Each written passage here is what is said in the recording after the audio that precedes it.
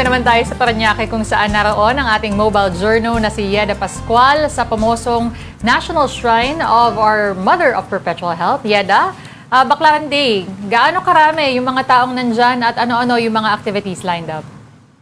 Yes, Denise, sa kabila nga ng init ng panahon at dami ng tao ay patuloy pa rin ang pagdagsa ng mga deboto dito sa Baclaran Church dahil nga Miyerkules Santo at Baclaran Day. Tinataya na aabot sa mahigit 130,000 ang inaasahang deboto na pupunta ngayong araw na ito dito at nagsimula nga ang misa kanina nga 5:30 AM at ngayon nasa ikawalong misa na tayo at patuloy pa rin yung pagdami ng tao at punuan sa loob ng simbahan at may mga nakatayo na nga sa loob at labas. At nagsimula yan 5:30 AM at makatapos ang huling misa ng 8:15 PM. So bukod sa misa, meron ding Novena Benedicto at Station of the Cross dito din sa labas ng Baclaran Church.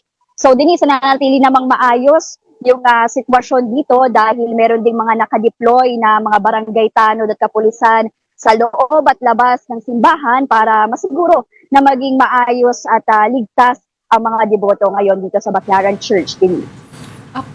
Yeda, ano yung mga baka pwede mo ipakita sa amin? Meron pa ba mga vendors dyan sa labas? At ano ba yung mabili pa rin ngayon? Kasi alam natin yung mga kapatid natin, syempre, nagtitipid na rin.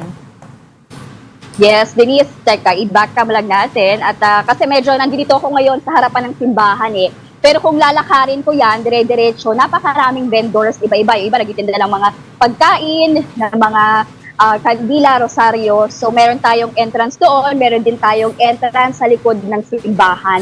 At ayan nga, mapakita ko rin sa inyo na mayroong mga station of the cross. At ayan nga, patuloy yung pagdating ng mga tao. So isang entrance pa lang ito, Denise, ha? Meron pa mismo sa likod ng simbahan.